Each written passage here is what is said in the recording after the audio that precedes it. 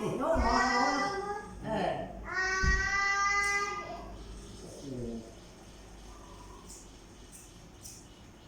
เอาบอลมองข้างหลังมา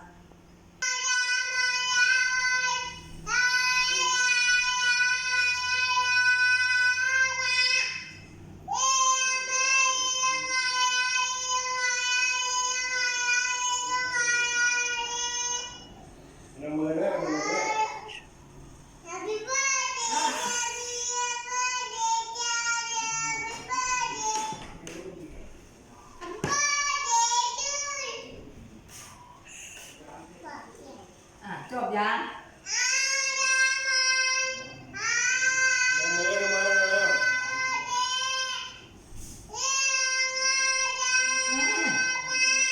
พนมมือเลยสิลูกพนมมือว่านี่จัดอย่างโอ้ยสู้ด้วย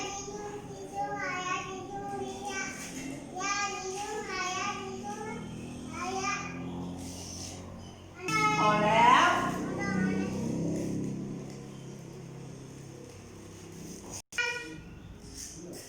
พอ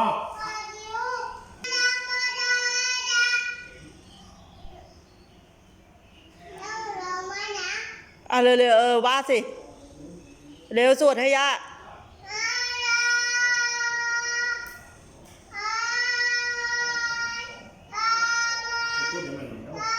อ้าวแต่ก็ปักนี่ปักจบสาธุ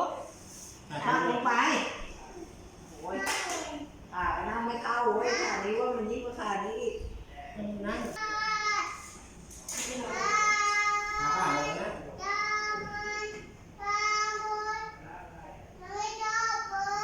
อาจารย์ไม่จบเลยอ่ะขึ้นมาต้อง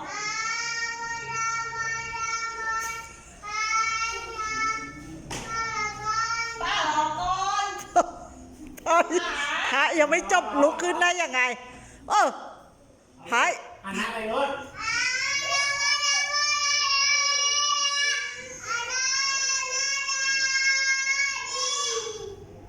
ยกยาง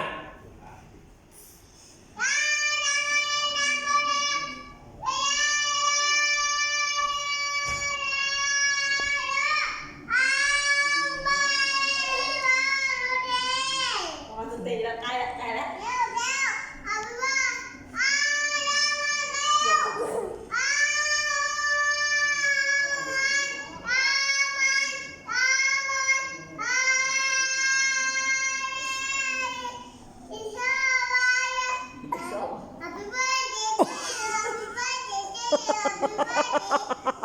พระวัดไหนวะ